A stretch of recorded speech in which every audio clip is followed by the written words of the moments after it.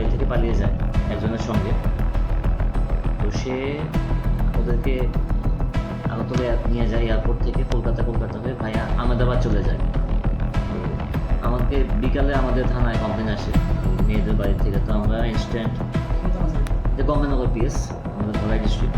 তো এটা kidnapping case, যেহেতু মাইনর ছিল মেয়েগুলো, 15-16 ইয়ার্সের মাইনাস। তো আমরা এখানে সিনিয়রে জানাই, এখানে ডিআইজি নর্দার্ন স্যারের সঙ্গে কথা হয়, তারপর আমাদের আইজিএলও স্যারের সঙ্গে কথা হয়, আগরতলা উনি কথা বলেছেন। তো আমরা এখান থেকে গুজরাট পুলিশের সঙ্গে কথা বলেছি, আহমেদাবাদ পুলিশের সেখানে আছে, আদাব এয়ারপোর্ট পুলিশ স্টেশনে ওসির সঙ্গে। আমার এখানে অফিসাররা যারা আছে, এখানে ডিএসপি প্রফেশনাল আছে স্পেশাল, ওরা কথা বলেছে। তো কথা বলার পর আমরা যতক্ষণ ট্র্যাক করি এলবিএস দিয়ে, ওরা আহমেদাবাদ ল্যান্ড হয়ে এয়ারপোর্ট থেকে বেরিয়ে যায়। তারপর আমরা সেম ওদের ছবি, বোর্ডিং পাসেস আর এলবিএস লাইভ লোকেশনের জন্য এটা আমরা শেয়ার করি ওদের সঙ্গে। আর আমাদের পিএইচকিউ থেকেও গুজরাট পুলিশের উপরে টপ প্রফেশনের যোগাযোগ করা হয়। তো তারপর ওদেরকে প্রথম তো যোগাযোগ হচ্ছিল, তারপর রাত 10টা নাগাদ আমরা আবার এলবিএস দিই, ফ্রেশ এলবিএস।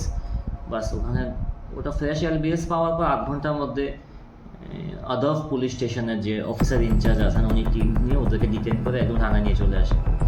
তো আমরা ওদের ছবিটা পাঠাতে বলি, ওরা পাঠিয়েছে। আমাদের মেয়েগুলি ওই যে এপি ছিল ওর সঙ্গে।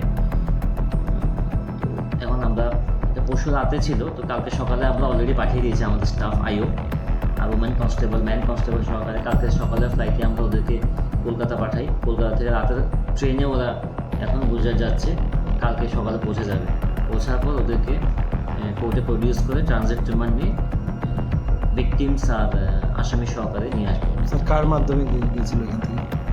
এটা এখানে গঙ্গানগর পিএস এরিয়াতে একটা ছেলে আছে মুকেশ রিয়াং করে, তো সেই ইনভলভ ফার্দার ইনভেস্টিগেশন কোথায় কী নেবে। সেখানে অ্যাকচুয়ালি অনেক কিছু হতে পারে।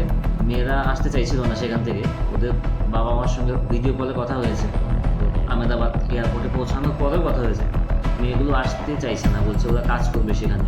তো নর্মালি সেখানে ওমেন ট্রাফিকিংয়ের প্রচুর অনেক কেস হয়। তো সেই জন্য আমরা এটাকে ইনভেস্টিগেশন এগুলো কি জমিয়া পরিবারে?